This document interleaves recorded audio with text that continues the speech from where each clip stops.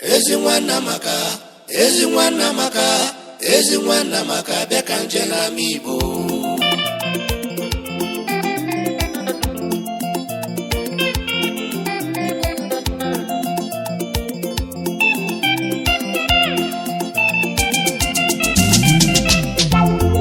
Ezi Nwanne Amaka, Ezi Nwanne Amaka, Ezi Nwanne Amaka bịa ka nje n'ama Igbo. Ezi Nwanne Amaka, Ezi Nwanne Amaka, Ezi Nwanne Amaka bịa ka nje n'ama Igbo.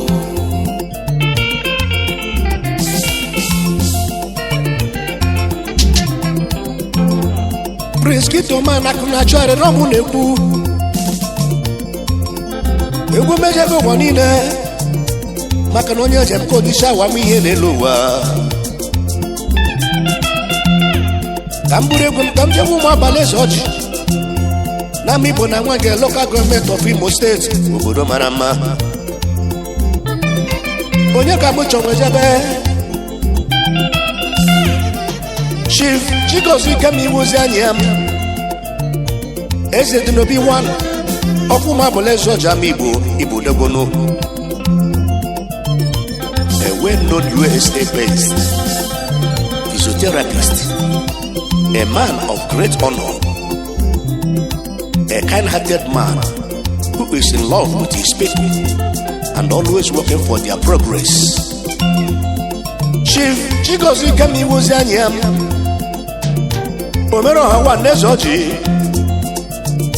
Uguchi kwadoro n'ama Igbo. Ezi nwanne ndị Igbo na Houston, Texas, United States of America, ezi oyibo ma ịmakwa na mmadụ ka eji aga ọ na-aba afụ dike ebi ude n'ike afụzi ebi okwu ọgbọnọgbọra bụ n'okwu ọnụ ma gbaketa ibe ya.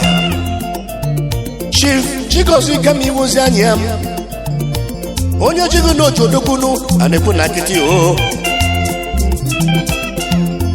A na-ekwusi nwoke ihe na-agara nke ọma o nwere ezi nwanyị kwụ ya n'azụ. Chief Chigozie Ikeme Iwunze Anyiam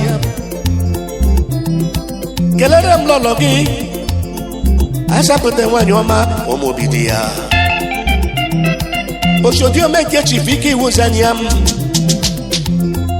Lolo Dr. Ezi Iwunze Anyiam, a dependable good wife and a caring mother, acharugo nwanyị ọma. Dr. Ezi Iwunze Anyiam osodi akpata akụ nwanyị nwere ezi omume, ụmụ abalị chigo na-eme ọnụ,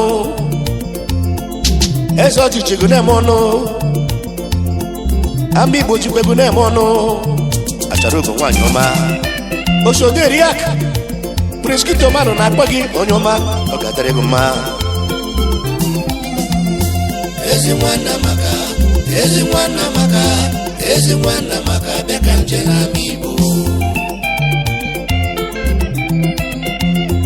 Ezi Nwanne Amaka, Ezi Nwanne Amaka, Ezi Nwanne Amaka bịa ka nje n'ama Igbo.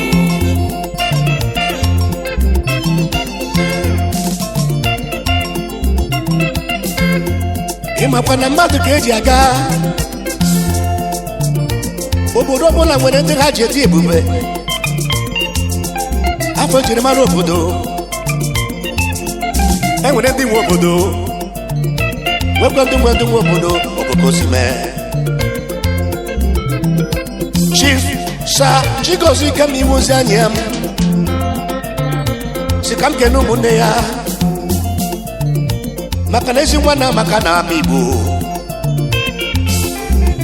Chief Sir Chigozie Ikeme Iwunze Anyiam si nwere ohere eje kpọtụrụ ma kene ezi ụmụnne ndị nwoke na ndị nwanyị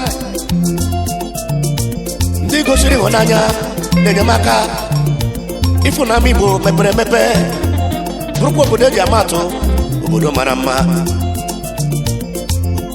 Kedu maka Chief Sir Engineer Ebuzie ezi nwa si ezogola ama Igbo, onye ọganiru ụmụ okorobịa na-adị mma nwa Chinemere one of Amibo, retired chief engineer from ExxonMobil, onye ọma bi na Lagos.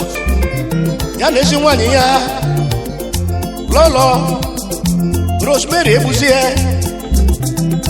osodiri akụ ndị Amibo niile ju na-eme ọnụ maka ihe ọma tụrụ na-emere ndị obodo ọ gadoro unu na mma. Kedu maka Nze Ignatius Iwuala IG onye ọma bi na Maryland na United States of America. Ya na ezi nwanyị ya Lolo Ifeyinwa Iwuala, anyị na-enye unu ezi ekene maka ọrụ ọma kunu na-arụ na Amibo ọ gadoro unu na mma. Ka anyị cheta ezi nwanne ka anyị hụrụ n'anya, our late brother Sakletus Osuala. Ọ bụ eziokwu na mrịsị ya ma anyị na-echeta ọrụ ọma gị na Amibo.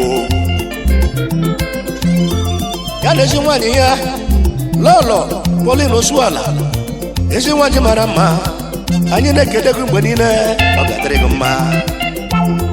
Ezi Nwanne Amaka, Ezi Nwanne Amaka, Ezi Nwanne Amaka bịa ka nje na Amibo. Ezi Nwanne Amaka, Ezi Nwanne Amaka, Ezi Nwanne Amaka bịa ka nje na Amibo.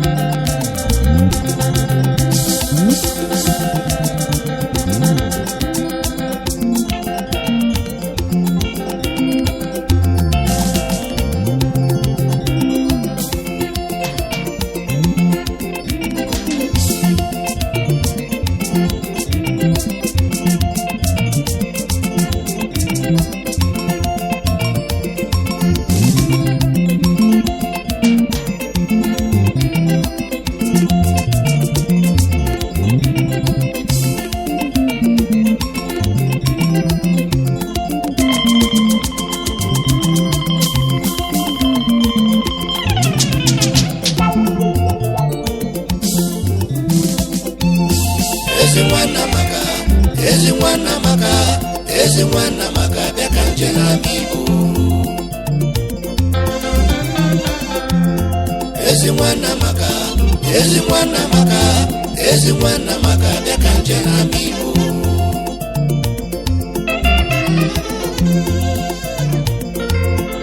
Ka anyị jee kene ezi nwanne anyị nwanyị, our big sister Adakada of Amibo, Adakada of Imo State, Adakada of Igbo land, Adakada of Maryland USA, Adakada ụwa niile gburugburu. Honorable Lolo Benedict Nneka Nwekuma ne Olemgbe onye ọma bi na Baltimore USA. Prince Kitoman ekele gị.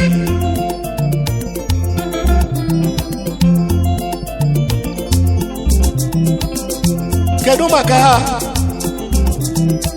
o ji ego eme ọgọ, a bulldozer with no noise, a great man with a great honor, a man of simple life with great influence. Kedu onye na-ekwu maka ya? Chief Chigozie onye ọma bi na Lagos. Ndị nyara karịrị akarị, ndị na-azụ azụ erika na-ekwu na nkịtị. Chief Chigozie asị m gaba n'iru, onye achụjide ka o ji mara na ka o ji dị mma n'elu ụwa. Ana m agọrọ ọgwọfọ ndụ, ị ga-adị ogologo ndụ ka nka,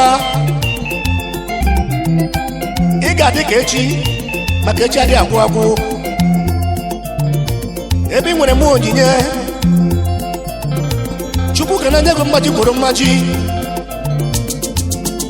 akụnụba ahụ ga-abụ osimiri buru ericha Chukwu dube gị nwanne m ọ ga-adịrị gị mma kedu maka ezi nwaanyị ya Lolo onyinye Chigozie ha nwaanyị nwere ozi omume n'okwe nsọpụrụ enye maka gị na-ebe dị gị ego ụwa ntị ọ ga-adịrị gị mma ezi nwaanyị ọma Ezi Nwanne Amaka Ezi Nwanne Amaka Ezi Nwanne Amaka bịa ka njere Igbo Ezi Nwanne Amaka Ezi Nwanne Amaka Ezi Nwanne Amaka bịa ka njere Igbo Chief Chigozie Ikeme Iwunze Anyiam na Lolo ya Dr. Helen Iwunze Anyiam na kpọlite ụmụnne ya ka ha bịa gbaa egwu maka Ezi Nwanne Amaka n'elu ụwa eji na Cletus nwanne bịa pụta ka igba egwu nzi Iglesias iwu ala bịa pụta ka igba egwu adakada nwanne bata n'ọgbọ ka igba egwu Chief Chigozie agụgụ nwanne bata n'ọgbọ ka igba egwu maka Ezi Nwanne Amaka n'elu ụwa a na-ekwu na nkịtị Ezi Nwanne Amaka Ezi Nwanne Amaka Ezi Nwanne Amaka bịa ka njere Igbo Ezi Nwanne Amaka Ezi Nwanne Amaka Ezi Nwanne Amaka bịa ka njere Igbo Ezi Nwanne Amaka Ezi Nwanne Amaka Ezi Nwanne Amaka bịa ka njere Igbo Ezi Nwanne Amaka Ezi Nwanne Amaka Ezi Nwanne